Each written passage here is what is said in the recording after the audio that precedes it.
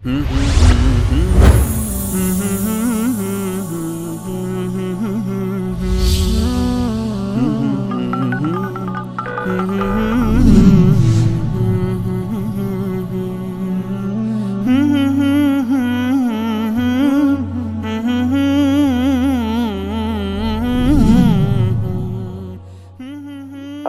علیکم.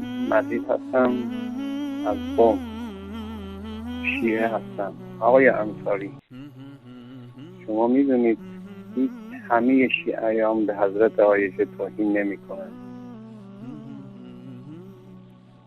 مطمئن باشید همه شیعیان به حضرت عایشه توهین نمی کنند. ممنون از برنامه خوبتون. خداحافظ. بسم الله الرحمن الرحیم و بهی نستعین. امیرحسین هستم از بلژیک، شیعه هدایت یافته. ضمن عرض سلام و ارادت خدمت برادران و استادان عزیز در شبکه وصال حق چند مطلب را به طور اختصار عرض می‌کنم.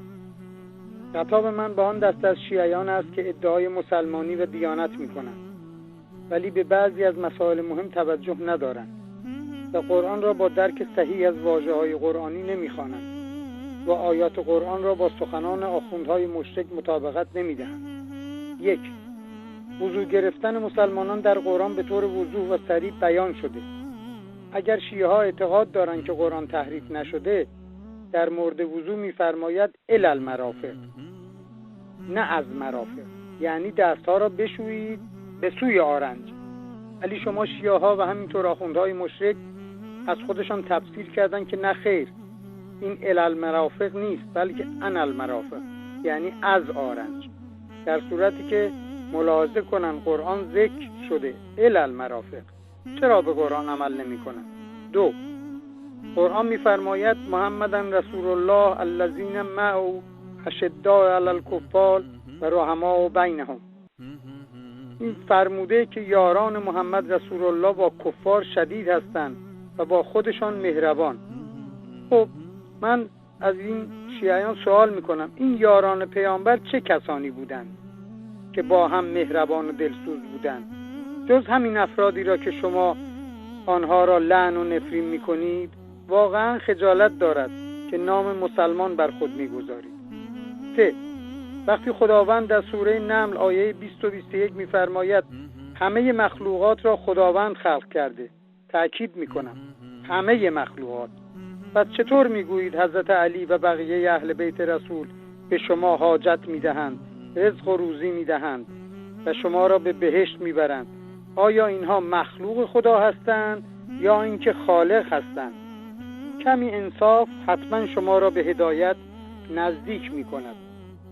در ضمن افرادی که تلفن میکنند و کارکنان شبکه را وهابی میخوانند و یک کتاب هم از محمد ابن عبدالوهاب را نخواندند، چون عقل خود را تعطیل کردند و اهل تحقیق نیستند و تحت تأثیر آخوندهای مشرک قرار گرفتند و این گونه مطالب را در پیامگیر شبکه بیان میکنند.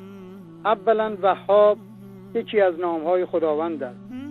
دوما عبدالوهاب کتابی دارد در زمینه توحید. اگر لطف بفرمایید آقایان شیعه را بخوانند.